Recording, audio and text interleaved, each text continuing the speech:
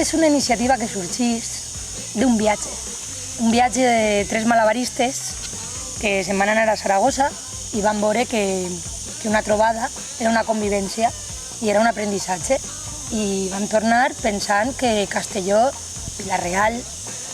hauria de tindre també una. I vam presentar un projecte a Cultura Vila-real, ens el va acceptar,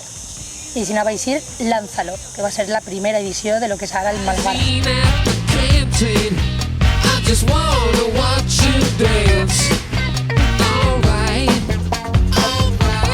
I un dia, tornant de Saragossa, precisament de la trobada de circ d'allí, vam dir, ostres, i per què en Castelló no n'hi ha res de circ? Per què mai se fa res de circ? Aleshores, 2 o 3 persones van començar a tindre la idea de fundar una associació per a manejar el món del circ i que la gent coneguera que és algo que té moltes possibilitats, no només professionals i a qualsevol nivell. I bé, vam fundar AMACA, que és Associació de Malabaristes de Castelló, i vam començar a manejar, a difondre tot el tema del circ i a ajuntar-nos, perquè la gent que eren veure així, cada una va pel seu costat, i al final hem unificat i fem més força per a manejar el món del circ.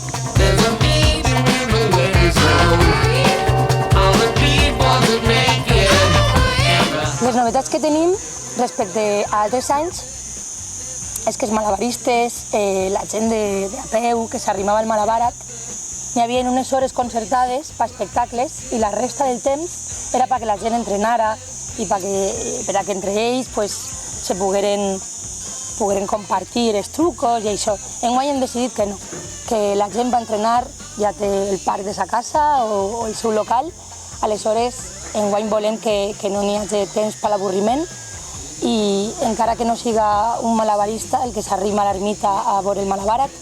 pugui gaudir d'espectacles a totes hores.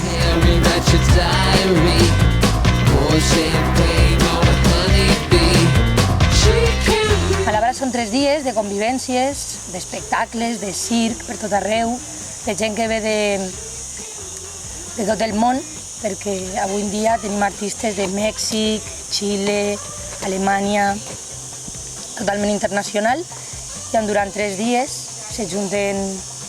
expertes i professionals de les arts escèniques i del circ i fan entre tots la convivència i el dependre uns d'altres i intentar que no se perga això del circ.